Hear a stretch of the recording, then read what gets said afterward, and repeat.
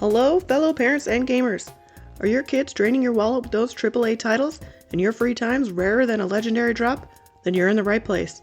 Two elder millennial moms who remember dial-up internet and still use cheat codes are here to help you navigate the wild world of fun, budget-friendly finds for the casual gamer.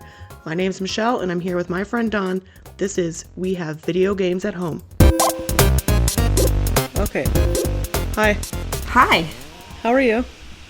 I'm doing awesome. I actually got these demos out of the way quite a while ago, and I could have done more, but instead chose to just play Phasmophobia for the rest of the week. I've been on a Fortnite binge.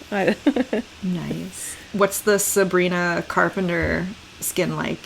Have you been playing with those? I didn't get her skin, but... Is it not free? I see everyone has it.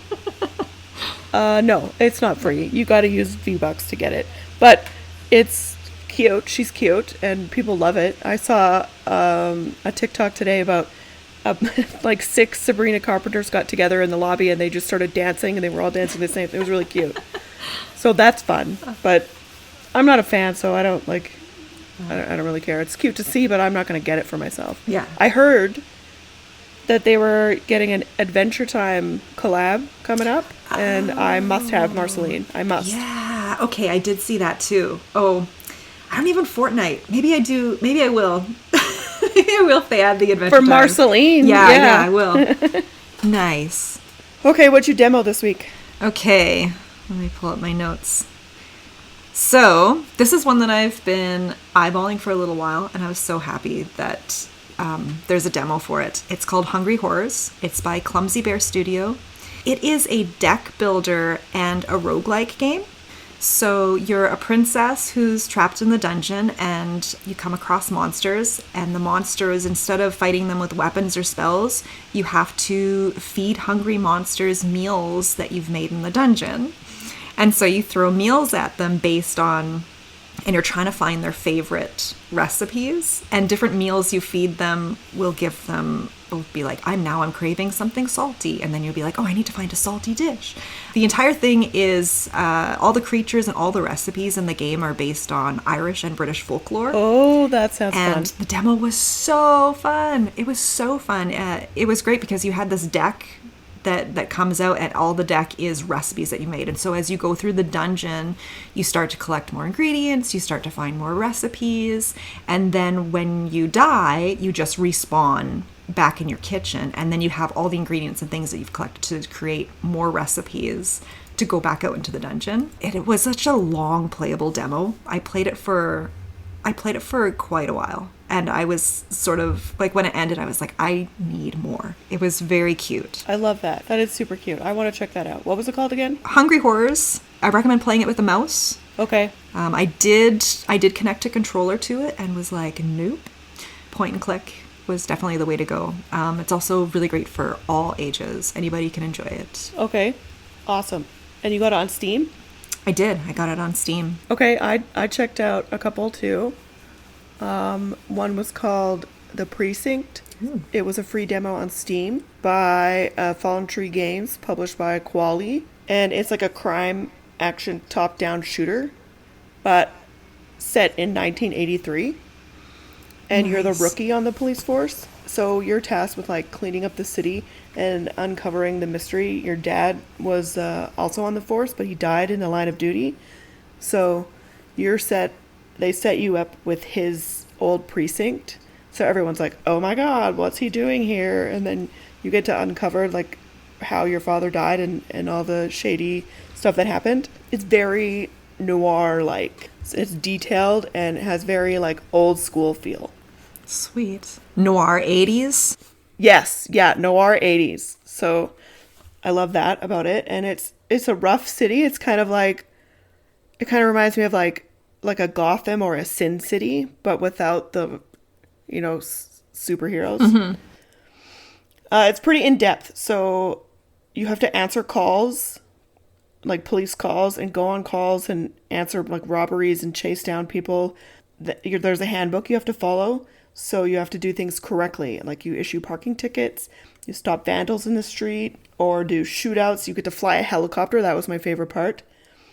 And I found flying the helicopter much easier than driving. I was so bad at the driving. It was laughable. But the handbook, you got to like arrest people correctly and read them their rights and issue the parking tickets correctly. I think it could be like you could spend a lot of time on this one. It releases in May. So it's got excitement, drama, and you can even, chill, cozy time while you're walking around the city, issue parking tickets and catching vandals. The demo was free, and I'm not sure what the game would be priced at, but I assume not free because it seems it seems like a big game. But anyways, it was lots of fun, and I want to know what happened. Like, what happened to his dad? I want the tea. So it was lots of fun. Nice. I liked that one. So there's like a storyline, but you can kind of go on your own and just sort of like sandbox map it and do issue tickets and stuff like that. So if you want to get in on a police call and chase some bad guys through the city, do it. You want to chill and just issue parking tickets and get some money, do that. Nice. Okay, what do you got up next? This one's called SEDAP. It's by Copy Forge. Okay. And it was created by Singapore students. They wanted to, there's a really beautiful write-up at the beginning of this game about how they wanted to share Asian cuisine with the world. Oh, I love that. And so this game comes out in May 2025, and what it does is it combines the chaos of collaborative cooking, like in Overcooked, and it combines it with the action of adventuring. So you're cooking in a kitchen, but that kitchen is on this mysterious island, and all the ingredients have to be harvested from monsters also on this mysterious island. So on top of having to order up things and chop things and make the ingredients for these dishes, the ingredients on this mysterious island, they're growing on monsters who, when they're not trying to avoid you, they're trying to avoid becoming your meal, they're actively trying to kill you. So you have these adorable creatures, this beautiful environment, and really great 3D animation. And on top of the overcooked feeling of chaos, you're also adventuring and trying to kill monsters. I love coming across something that is a couch co-op, because I think that it's very hard to find them nowadays. And I think that's why I really gravitated to Overcooked, because it was something I could sit and play on the couch with my kids. We all could grab a controller, and this is one of those types of games where everybody's going to have fun with it. And I think a ton of families are going to want that Overcooked experience again, but now with this adventure and aspect of it. Without the like family fights that Overcooked creates. Yeah, I feel like this is not as stressful, because you can be like, I'm in the kitchen, I need a chicken, and it's like, okay, well, I need to go and fight this chicken, and I'll bring you, it was great. I'm very excited for it. I think it also in the demo they give you something like 8 levels you can play. Oh, that's a big demo. Yeah. So if you want to try before you buy, I would definitely try it out and then add it to your wish list, because my kids are gonna love it. That's awesome. You had a monster theme this week. And cooking. It's like food and monsters. Okay, the other one I tested out was Into the Dead, Our Darkest Days. It was also a free demo on Steam, developed by Pickpock and Bolt Ray Games. Also set in the 80s, in 1980. I had an 80s theme. And it's like a zombie apocalypse survival game. You guide a group of survivors and balance everyone's needs, as well as like staying alive. So it's like kind of like action and strategy. It was a lot like Oregon Trail, except it's a choose your own adventure kind of thing, except instead of dysentery, you have zombies. Sweet. So the loading screen is like a VHS tape, and the little wheels in the VHS, so that was funny and cute. Graphics are great. Actually, both the games I tested this week look amazing, so shout out to design teams out there. They're all doing a great job. So each team you pick is a team of 2. They all have different skills and weaknesses, just like when you're picking your Oregon Trail people. So, they might be strong, but like a weak stomach, or something like they might be smart, but they're old. You know what I mean? Mm-hmm. So it makes the replayability super high. And the one thing is like, when you die, you die. So if you go out on a scavenging mission and you die, then your partner is left back at the shelter, like grieving you and stuff. Oh. So you have to keep like the hunger level and grieving level under control. I just went on to check it out again this morning, and it's the full version's ready in early access. It's $32.99, which is like a higher price point than we usually do on here, but I find that it's a great price for like the quality that you're going to get, and you're going to be able to replay it a bunch of times. Yeah. So I really liked it.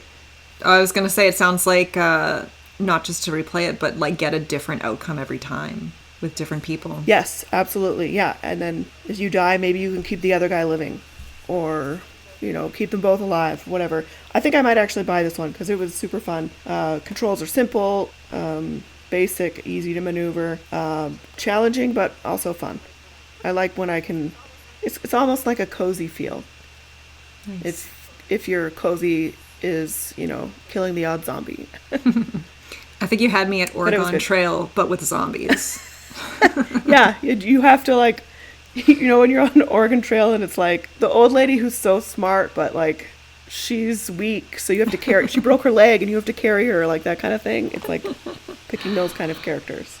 Oh, so nice. It was fun. I think I might buy it actually.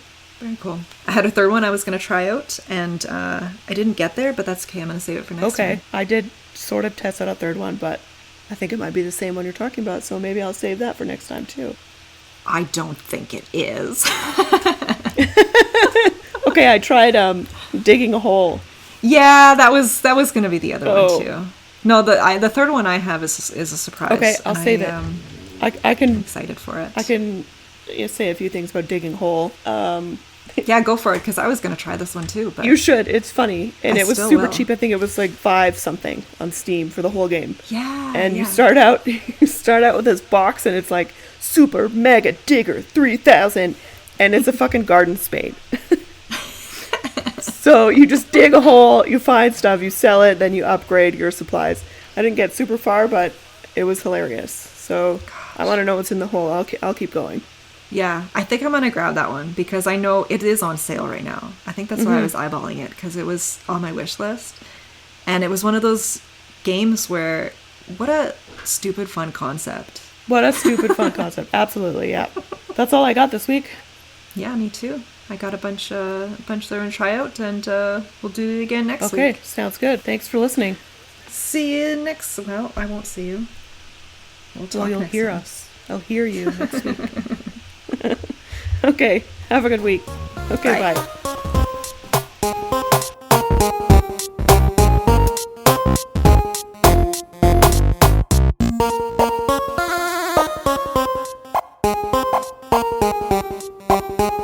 Bye.